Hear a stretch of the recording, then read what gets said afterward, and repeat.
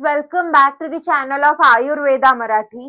तर आज आपण एक टॉपिक बघणार आहोत जो खूप जास्त इम्पॉर्टंट आहे विथ आवर सेकंड पेपर. आता सेकंड पेपर मध्ये एक क्वेश्चन्स कंपल्सरी असतातच, that is related to differential diagnosis. त्यालाच आपण काय म्हणतो मराठीतून? व्यवच्छेदक निदान. व्यवच्छेदक निदानावरती एक SAQ कन्फर्म प्रेझेंट असतो आणि आपल्याला माहितीच नसतं की नेमकं व्यवच्छेदक निदान लिहायचं कसं आहे. मी तुम्हाला खूपदा शिकवलेलं आहे की व्यवच्छेदक निदान कशासाठी करतात? दोन डिसीजेसला एकामेकापासून डिफरेन्शिएट म्हणजे वेगवेगळे कसे आहेत हे सांगण्यासाठी करतात, बरोबर. पण एक्झॅक्टली जर पेपरमध्ये क्वेश्चन आला तर तुम्ही कसं लिहिणार हे आपण आजच्या व्हिडिओमध्ये बघणार आहोत. मी तुम्हाला लास्ट व्हिडिओज मध्ये सांगितलं होतं की यग जोशीच्या पुस्तकात लास्ट मध्ये भरपूर टॉपिक्स दिलेले आहेत व्यवच्छेदक निदानासाठी. त्यातलेच आपण दोन एक्झाम्पल्स बघूया, म्हणजे तुम्हाला एक ओव्हरऑल आयडिया येऊन जाईल की आपल्याला प्रेझेंट कसं करायचंय. हा एक प्रिव्हियस इयर क्वेश्चन पण आहे. आय गेस जी फर्स्ट बॅच होती according to your new syllabus त्यांना शोथाचे व्यवच्छेदक निदान हा क्वेश्चन युनिव्हर्सिटी एक्झामला आलेला आहे. तर हा एक काय झाला, आपला एक प्रिव्हियस इयर क्वेश्चन सुद्धा झालेला आहे. तर आज आपण एक डिटेल मध्ये बघूया की शोथाचं नेमकं व्यवच्छेदक निदान जर तुम्हाला पेपरमध्ये आलं तर तुम्ही ते कसं प्रेझेंट करणार आहात. सगळ्यात आधी तुम्हाला काय लिहायचंय?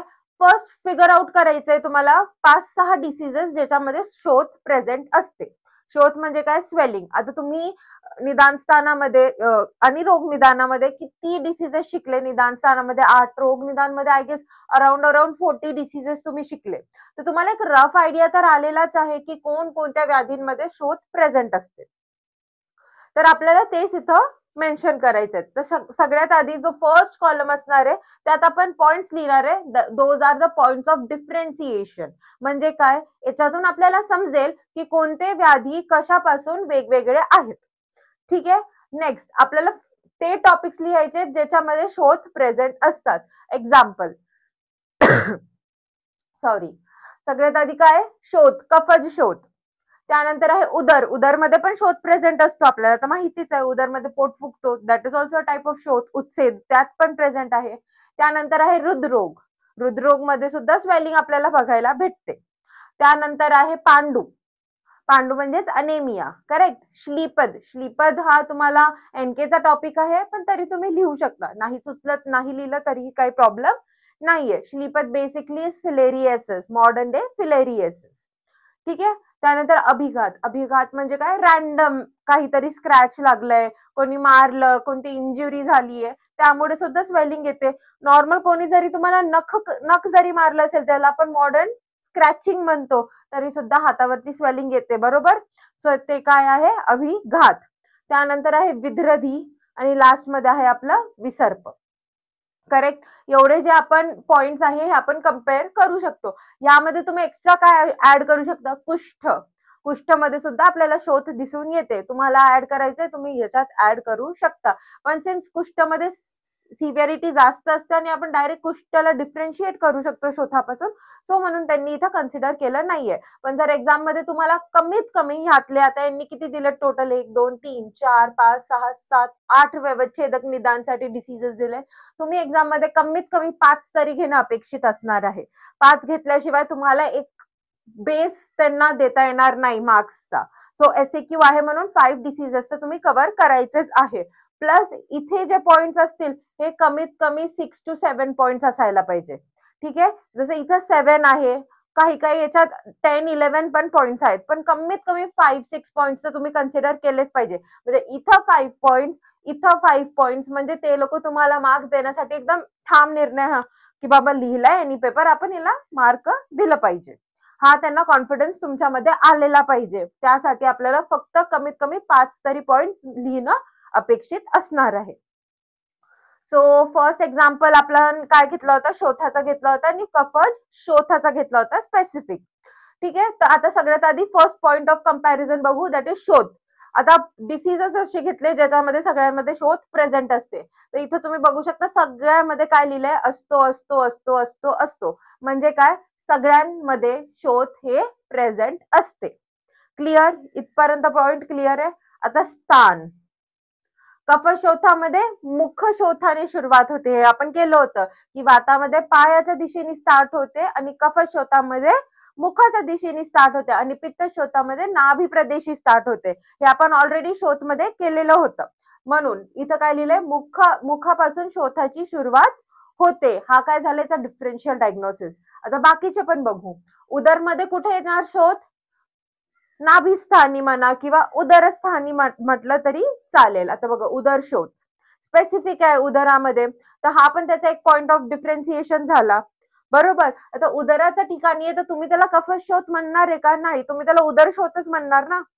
मग तो डिसीज पण उदरच होणार, शोथ तर होणार नाही फक्त. सो आपल्याला हे पॉइंट्स माहिती पाहिजे. हृदरोग, हृदरोग मध्ये कुठे येतं तर उभय पादाच्या ठिकाणी. उभय म्हणजे दोन्ही.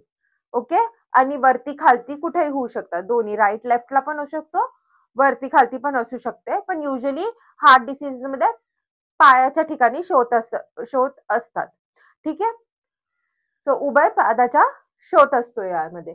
पांडूमध्ये अक्षिकूट शोथ असतो. आपण अक्षिकूट शोथ हा एक डॉमिनंट सिम्पटम बघितला होता पांडूमध्ये. त्यानंतर श्लीपद, सक्ती व पादभागी. आता फिलेरिएसिस बघितलेच असेल तुम्ही, पेशंट नसेल बघितले तर तुम्ही गुगल करा, लगेच तुम्हाला समजेल की फिलेरिएसिस मध्ये आपण, तुम्ही लोकल लँग्वेज मध्ये त्याला हत्ती पाय असा डिसीज म्हणतात, ज्याच्यामध्ये पाय जो असतो तो हत्तीप्रमाणे सुजून जातो, म्हणून त्याला हत्ती पाय असं म्हणतात.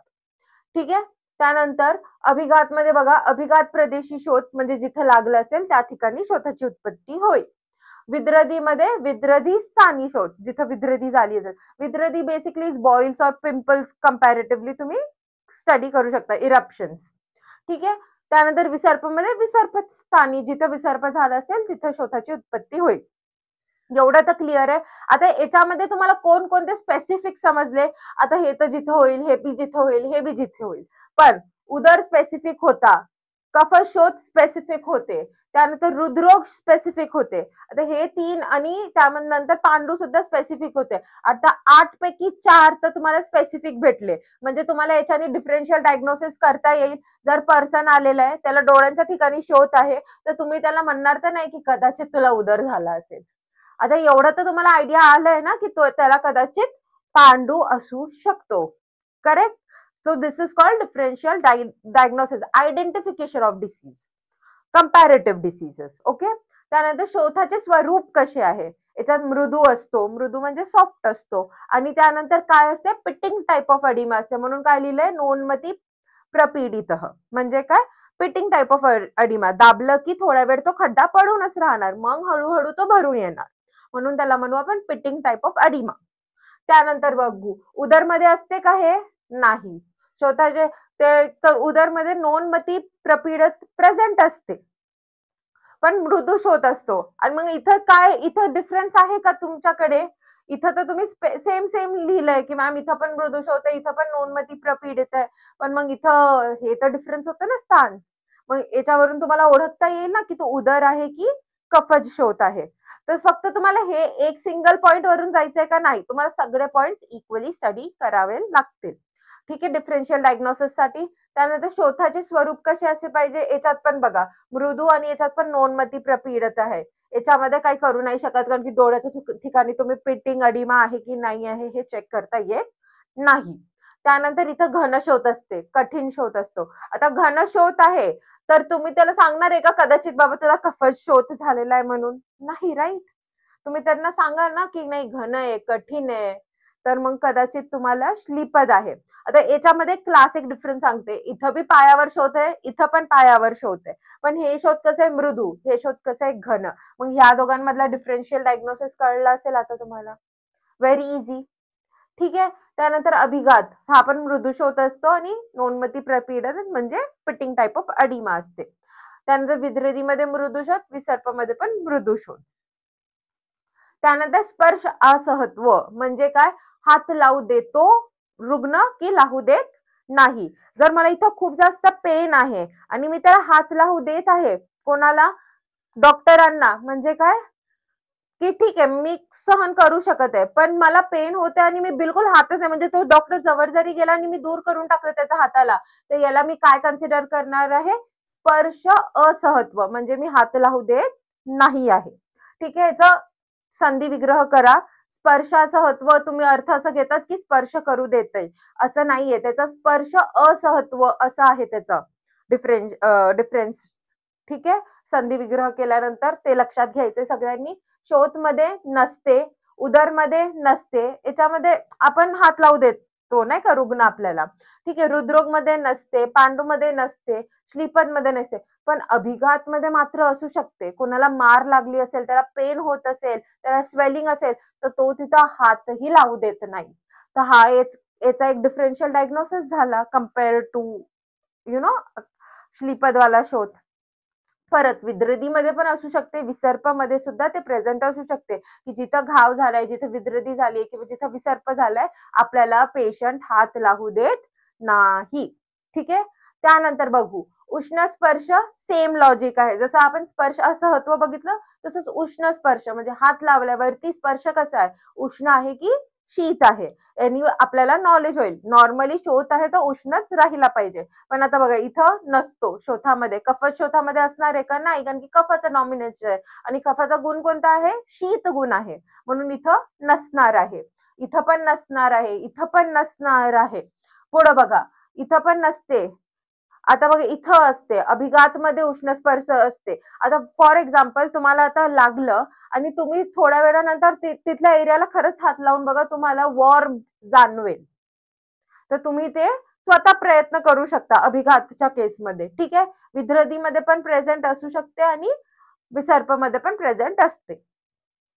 त्यानंतर आरक्तवर्णता म्हणजे काय? Reddish discolouration.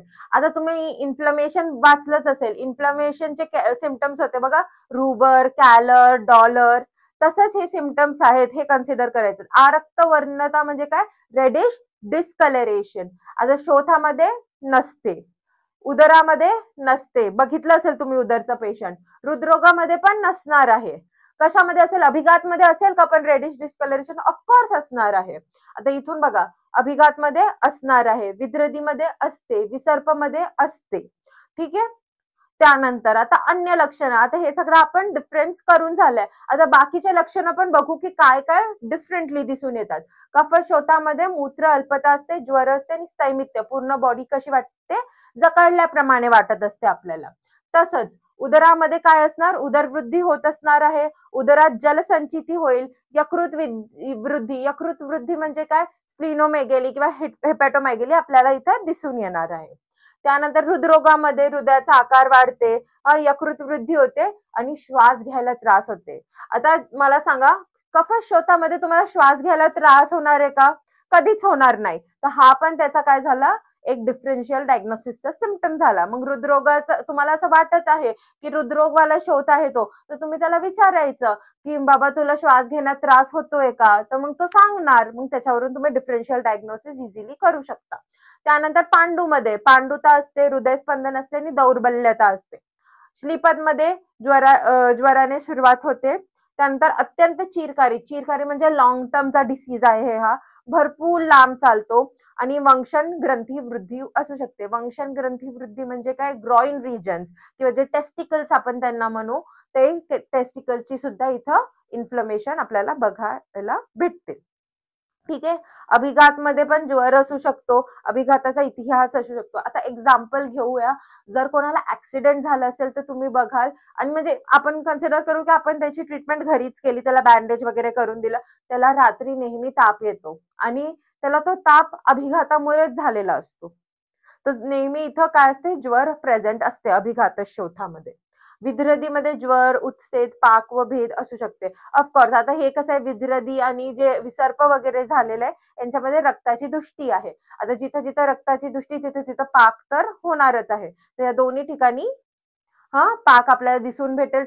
त्वकदृष्टी सुद्धा आपल्याला इथे दिसून येईल. स्पेसिफिकली विसर्पमध्ये त्वकदृष्टी आपल्याला भेटेल. बघा ज्वर, त्वकदृष्टीची लक्षणे, रक्तदृष्टीची लक्षणे फार लवकर पसरणारा डिसीज आहे. तर हे सगळ्यांनी आपल्याला काय समजलं की हे डिसीज आता पर्टिक्युलर घेऊया. हे सगळं जाऊ देऊया आपण. आता कफशोथ आणि उदरामध्ये काय अंतर आहे, एवढे 7 पॉइंट्स तुमच्या आता क्लिअर झालेलं आहे. सिन्स तुम्हाला क्लिअर झालेलं आहे तर तुम्हाला जर हॉस्पिटलमध्ये बसवलं तर तुम्ही इझिली एका पेशंटमध्ये उदर आहे नक्की कफशोथाची लक्षणं आहे हे ओळखू शकणार आहे. त्यासाठी डिफरन्शियल डायग्नोसिसचे एक्झाम्पल्स असतात. आजच्या व्हिडिओसाठी एवढंच. बेसिक मुद्दा आहे की त्याच्यावरती एक एससीक्यू नेहमी फिक्स असतो. हा फक्त एक एक्झाम्पल होता. दुसरे कोणतेही टॉपिक्स येऊ शकतात. मी फक्त अजून एक एक्झाम्पल तुमच्यासाठी घेणार आहे म्हणजे तुमचा आयडिया क्लिअर होईल. Thanks for watching the video. Have a nice day ahead. Thank you.